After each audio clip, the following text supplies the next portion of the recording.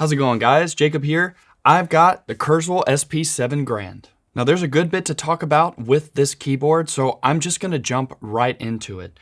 The first thing you'll notice is, wow, colors, right? It's a very colorful instrument. On this side, you have knobs for EQ control, delay level, reverb time, reverb level.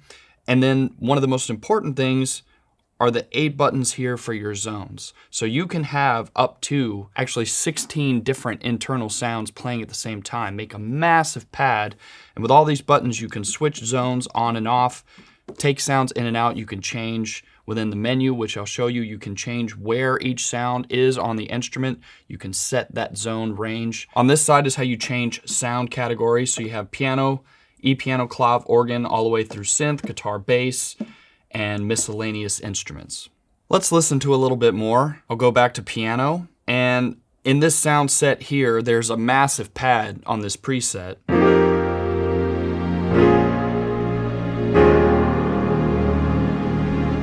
And I can actually see what's in there. If I go to zone edit, here's all my zones. And also, gotta mention, touchscreen. And a massive touchscreen, and it works really well. So I can use the main encoder here if I want to transpose.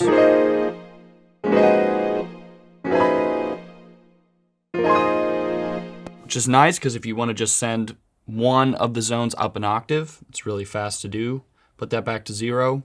But I can actually go in and see each instrument that's in this layer that I have in each zone. There's strings, clav there, but you can see it goes all the way down to 16 zones. 9 through 16 is not on right now, but 1 through 8 is activated currently. So it's easy to turn zones on and off. Now it's just zone 1, grand piano.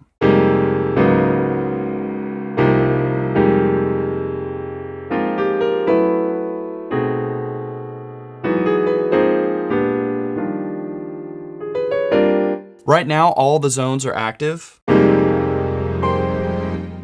It's easy to turn them off.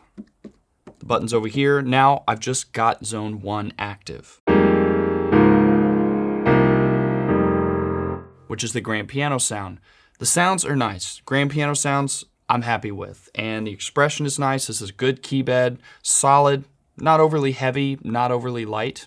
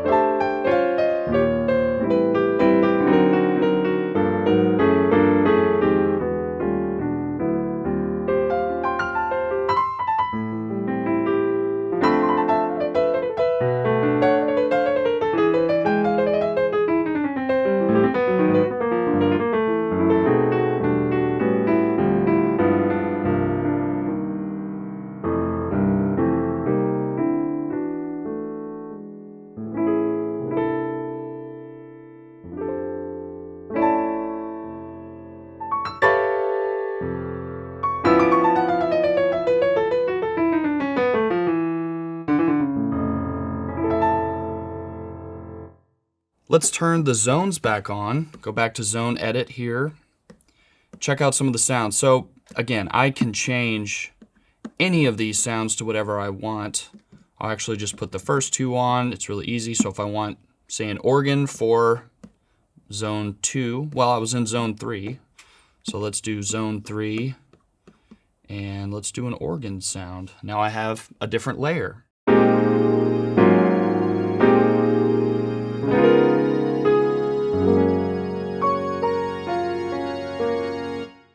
Let's check out some other presets. If I go back here, it's going to ask if I want to save the changes I made to the zone. I'm going to say no. Let's find something in a different category. Synth, perhaps.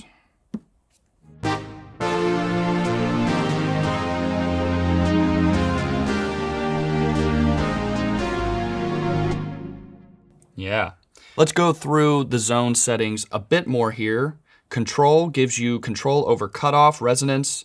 It's showing you everything that's actually over here on these knobs. So I can do envelope release, portamento time, vibrato depth and rate, cutoff resonance.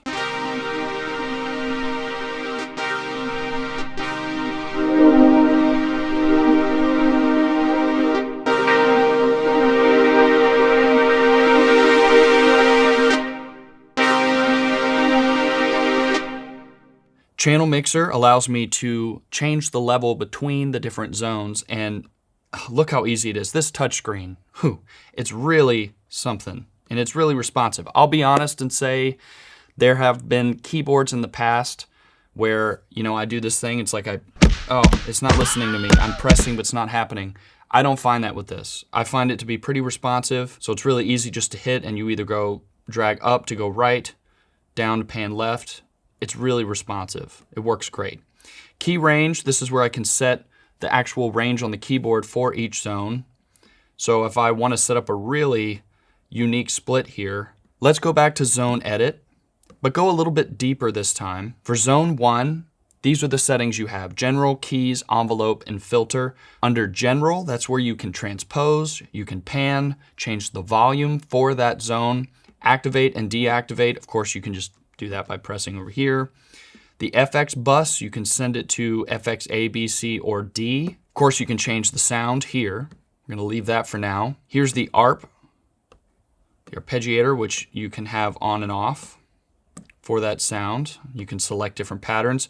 Destination, local MIDI, local only, or MIDI only. That's really nice to be able to flip to quickly if you're interfacing with some other device that accepts MIDI. Under keys, you have velocity slope, velocity offset, key low, key high, velocity low, velocity high, so you can set those limits. This is something that reminds me of the way a DAW works. If you look at virtual instruments in a DAW, or if you create an instrument track for a MIDI instrument, these are the kind of settings you see. And it's even laid out in a way that reminds me of that. And I think that's really smart. There are a lot of keyboard brands that I see are incorporating more of a DAW look, a DAW workflow. And I think that's great because for me as a frequent DAW user, it's what I use to produce music most of the time, this is familiar to me and easy for me to just pick up and use right away. Onto envelope. It's nice that each zone has its own basic envelope. You have attack, decay, and release. Pretty standard there.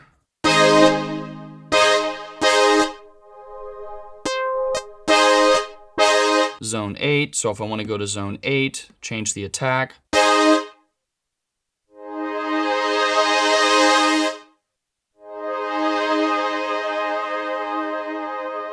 Release time, pretty standard. Filter, you have cutoff and resonance. Standard things you'll see in a lot of synths.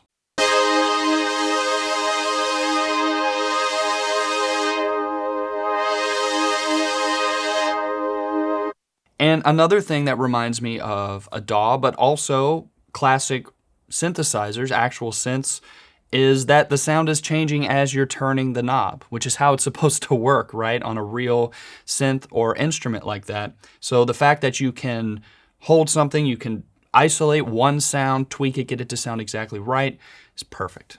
If we keep going, you also have vibrato. You can change the rate, depth, delay for that. Portamento, aux send. If you want to send it to a delay or chorus or a reverb, you can change how much is going to the reverb. Miscellaneous, you can fine tune.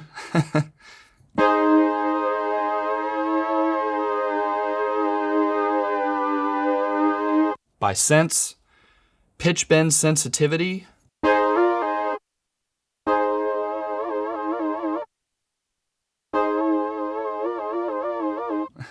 It's a great amount of control you have here. Moving on down to FX bus, you have FX A, B, C, and D.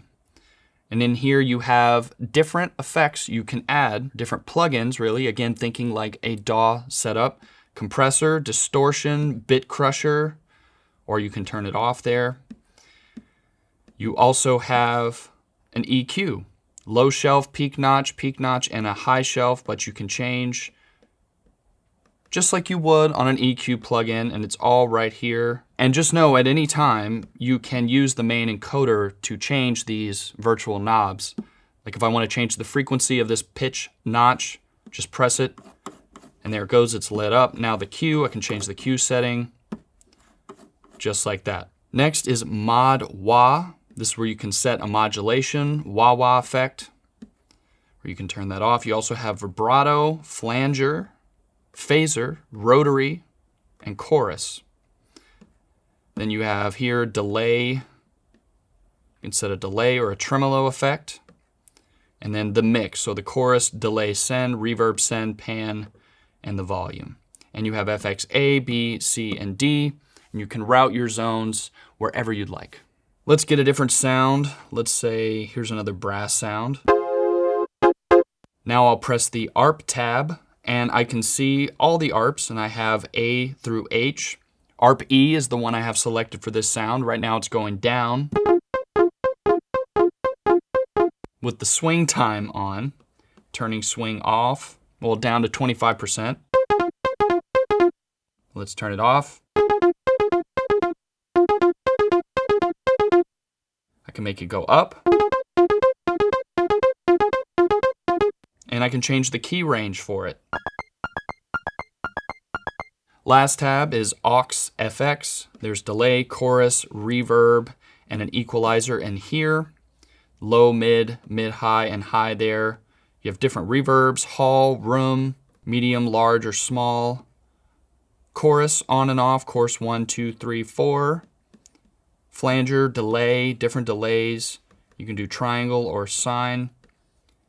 Stereo delay on or off, mono and stereo delay. You've got feedback control, chorus send, reverb send, level send. Again, that's what I think sets this keyboard apart is, yes, it's a stage piano. It's got great sounds. You can obviously perform with this, but it really allows you to mix and customize on a DAW-like scale with that same type of setup and workflow. Let's go back here. It's going to ask if I want to save. No, but of course, remember, you can save your changes to each one of these presets. Let's try another category, string.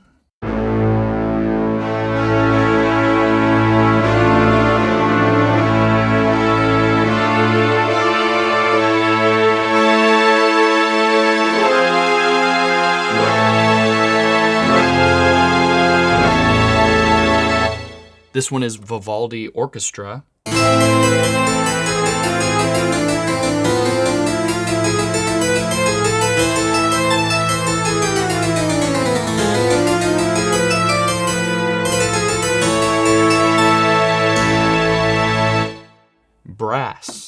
Brass section 3.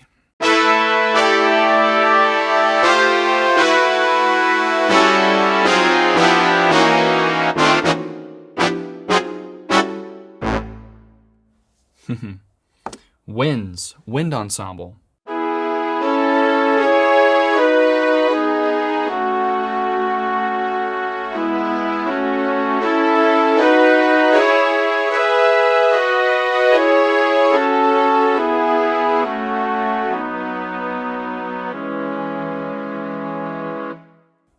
Very pretty.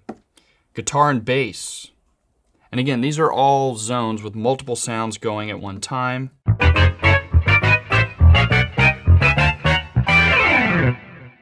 Miscellaneous, you get some really interesting things. Here's one called Tubular Bells.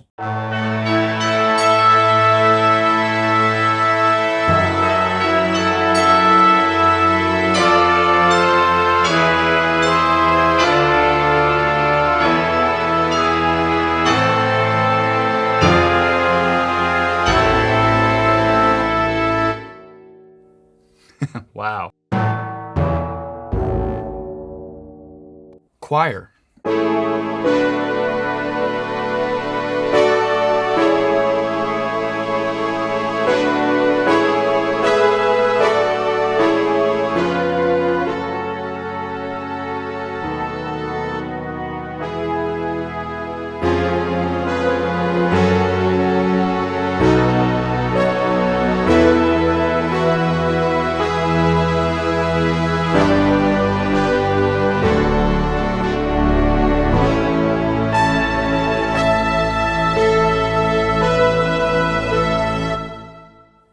Hearing some trumpet in there as well, some brass.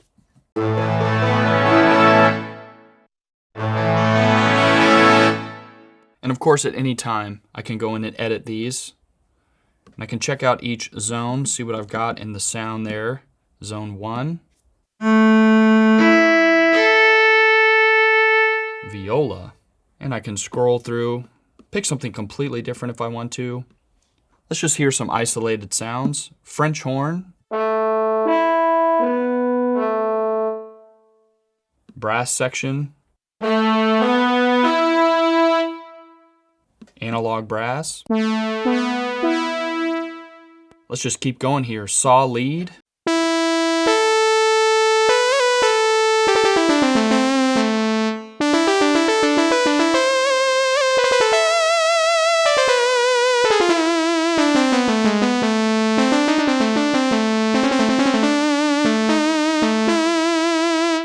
Now real quick, I love this, the 360 pitch bend and modulation, so bend to the left and right, mod up and down. Of course you could remap those to other things, but it's in 360, so.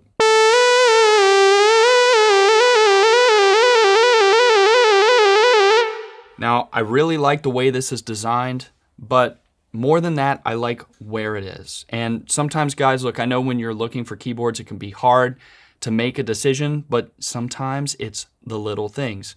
And for me, I love that it's right here so close. There are a lot of 88 key instruments that I've played where the pitch bend's all the way over here.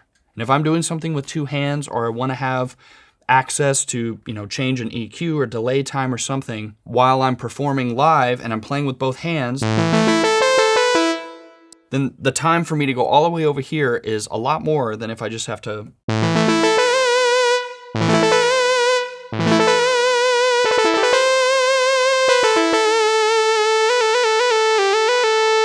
And I really like that. So let's move on from sound to favorite. And here are all my groups of favorites. So you have piano, concert grand, and I can go between them all. Here's a clav sound.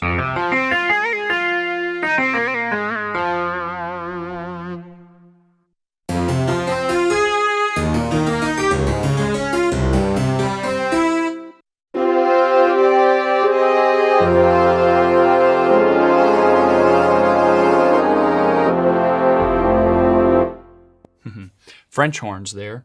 And again, the screen, easy to navigate around, but I can do it with the pads here to the right as well and change sounds. Moving on to audio, this is where I can control the audio interface that's built into this keyboard.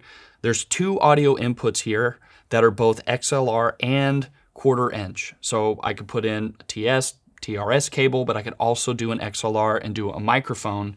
And here there's gain, there's phantom power as well, which you can flip on with these pretty cool toggle switches. You can do a high Z input for both. So if you had something like a guitar, you could put that through. It's pretty impressive stuff. That's pretty great that it comes with that. And then here are the settings for that. So input settings, input 1, you have the gain obviously there that you can set. Dynamics, you can add a compressor to the incoming sound. Delay, mix, all the same kind of stuff you have for the zones for the different sounds in the keyboard. And you have that for input 1 and 2. And then general settings, your input monitor, whether you want the monitor to be stereo in mono or you want to mute the monitoring of those incoming channels. Pretty impressive. It's got this audio interface built in, and you have all this control that you'd be used to having with a standalone interface. Below audio is a global, and here's where you can find a lot of the internal settings for the entire keyboard. Global 1 and 2, you can change velocity mapping, MIDI settings, master tuning. Global 2, the brightness of the LCD screen here, I can change, or the brightness of the pads. So I like it all the way up. I like it being colorful. String resonance on and off for the piano sounds. Then you have global control of your different parameters here, EQ, delay level, and all that's listed under here as well. This is neat. You can change the LED colors. So you can actually do a custom layout. If you want your alpha wheel to be a different color, you can change it. Or I could do the second screen over here if I want this one to not be orange. I can set my own custom colors, and actually let me just set a few of them here. And if I go back to LED 1, I can change the color of the transpose buttons. That's really cool, by the way, that the transpose buttons are right there, accessible. I don't have to go to some menu to change the octave. Kind of a MIDI controller style. I like that. But now I can go back and forth from custom to default. Woo, it's a party! That's what I wanted to do. Demo song, so a few demo songs built in. Check out demo song 3.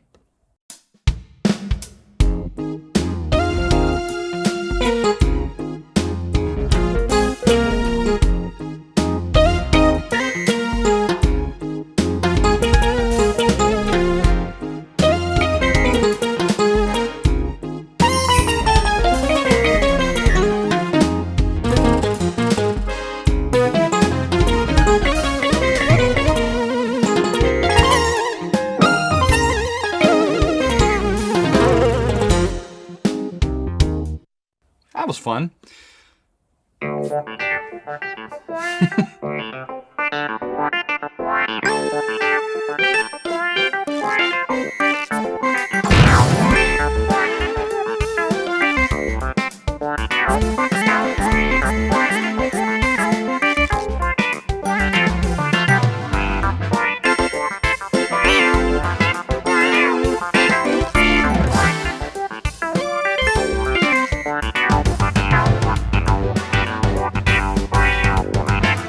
There's drums down here. Where'd they go? A little bit about the I/O on the instrument. We already talked about the audio input 1 and 2. You have high Z and phantom power, very cool. Headphone jack, monitor out, left and right here. It's really nice. 1/4 inch out, so if you want to go to a set of speakers, you want a different out other than your main left and right, which is right here, you can do that, it's great. You have CC and then 2 pedal inputs here.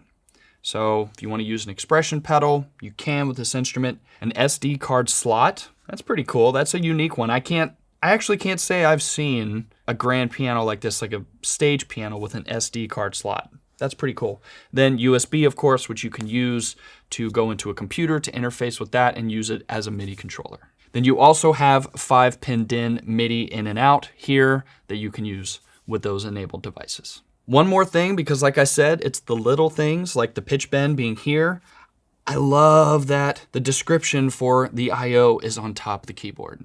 One of my pet peeves has become, after a lot of years of demoing keyboards, is not being able to see and having to either feel like this or go, you know, so it's nice that if someone's like, hey man, where's your outs? Oh, they're right here, right here. Or where's your USB port? Oh, it's right here, easy. And I can just see it there. It's not distracting. It doesn't bother me at all. It's actually very helpful. And it's something I really like in this keyboard. And that's the SP7 Grand. If you have any questions, please put those in the comments below. Remember to like, subscribe, click here for more videos like this one, and go to sweetwater.com for all of your music instrument and pro audio needs.